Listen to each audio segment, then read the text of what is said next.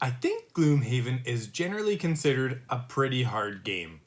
However, as you level up your prosperity and you start, understanding the mechanics and you've seen the monsters and, understand what they're going to do and, you know what items to buy first and, which cards make sense. I'm going on here, but essentially Gloomhaven gets a lot easier. I think if you've played for quite a while, you're playing on a much higher difficulty level.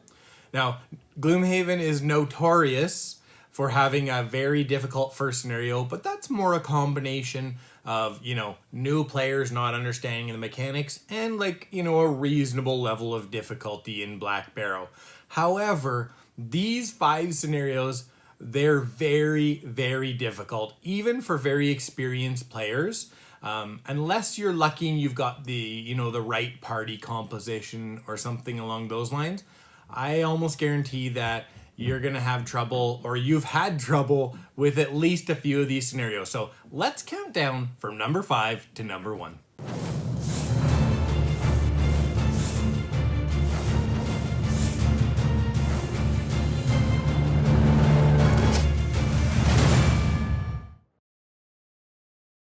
At number 5, we have scenario 26, Ancient Cistern.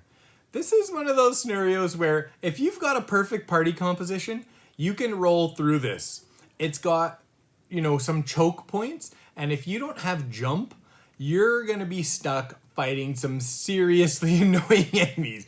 Like, this is almost a who's who of the most annoying enemy types in Gloomhaven. Don't forget, comment down below. Let me know what are your most hated enemies. So we've got oozes.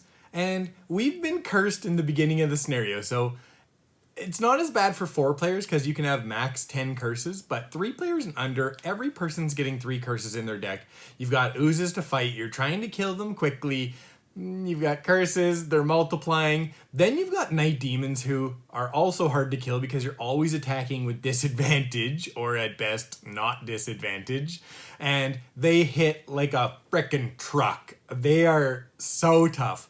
And then we've also got black imps out there pinging from range and poisoning you, and it's just so tough. And then you've got to get to the pumps, then you've got to stand there for a whole turn and actually turn them off. So unless you've got a perfect party composition and you're fast and you've got a ton of jump, this one is an absolute nightmare. At number 4, we have scenario 18, Abandoned Sewers. And this map is tighter than the hallway in a mobile home. It's ridiculous. And it's also full of difficult terrain just to make your life more miserable. And then in the beginning, we've got some vipers who can jump, so they're going to be able to jump through the water, and they're reasonably quick. They can actually pin you in the corner, and then you've got your first 2 oozes sitting there, and they have a chance to multiply and just be a massive pain. And speaking of oozes, there are 10 oozes natural on this map without any multiplying when you have 4 players. And half of them are elite. Come on, man. This is ridiculous. This one is so tough because you don't just get to float by and jump and run to some pumps if you've got the right build. This is, you better be efficient killing machines or you're not making it through this scenario. What a pain. At number 3, we have scenario 38, Slave Pens. And this one is made difficult by our little orchid friend. Damn, he's quick. He moves. I'll talk about tactics in a minute here, but oh man, 3 move every turn going for that shaman. And I mean, they did kill his family, so he has every reason to be super reckless and aggressive in trying to exact his revenge. But man, does it make it difficult. And he'll open doors, he runs through traps, and he's not weak, but he's definitely not tough, and he doesn't defend himself. So you've got to use some tactics. Like the way we beat it is we actually used the monsters and ourselves and actually a summon at the time to help block him from being able to take his full 3 move and just, slow him down. I'm sure that didn't make him very happy. But yeah, you slow him down, you've got a chance at this. If he just charges forward, you have to be ultra aggressive to keep him alive, and that makes it really, really tough. At number 2, we have scenario 33, Vass Armory. I don't even know where to start. The first point is that it's really long, but it's not just really long. It's got Vass in it, which is they're one of the worst enemy types. They are nasty. We'll talk about that shortly. So you've got to go all the way through this long map. Then you've got to get yourself on pressure plates to get through, which requires coordination. Then you've got to go in and loot. Then, no, you're not done now. You've got to go back. Yes, you have to go back. And then there's going to be more guys that spawn in at B. 2 more Vass, elite Vass if you're at 3 or 4 players. And these guys are so nasty.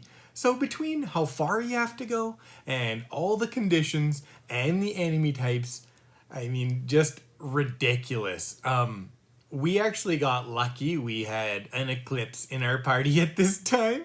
And Eclipse is one of the few classes that can help a lot with this scenario.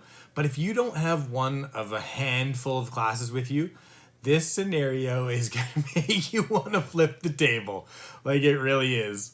Oh yeah, I almost forgot. I just have to say a couple more things about Vass. 1, don't make Earth. Do not make Earth if there is a lava flow around. Disarm everybody. No range, no nothing. Just disarm. Life is going to be a nightmare. Vass, ice storms, and lava flows can make your life so tough. They can do so many crazy things. Hey, let's disarm all adjacent people. Let's summon a bunch of demons. And that's probably the worst part. These guys, they spawn in B while you're up, finishing looting, whatever. And then they can just summon, and make the exit. Oh, why? Why? Before we get to number 1, if you're liking the video, please go ahead and hit that like button. It really helps me out a lot. And subscribe to my channel and turn on notifications so that when I put out new content, you're notified. And Noble Knight Games is amazing. They have the largest selection of games in the world. So if you're trying to find something that's obscure, something from your childhood, they've probably got it. It's quite amazing, actually. They've got card games, they've got board games, they've got tabletop role-playing games. They've got anything you need. Make sure you go down in the description. I've got a link down there. Go and check them out. I promise it'll be worth your time. Okay, it's time for number 1. At number 1, we've got Scenario 72, Oozing Grove. And there is definitely some Yo Mama jokes here.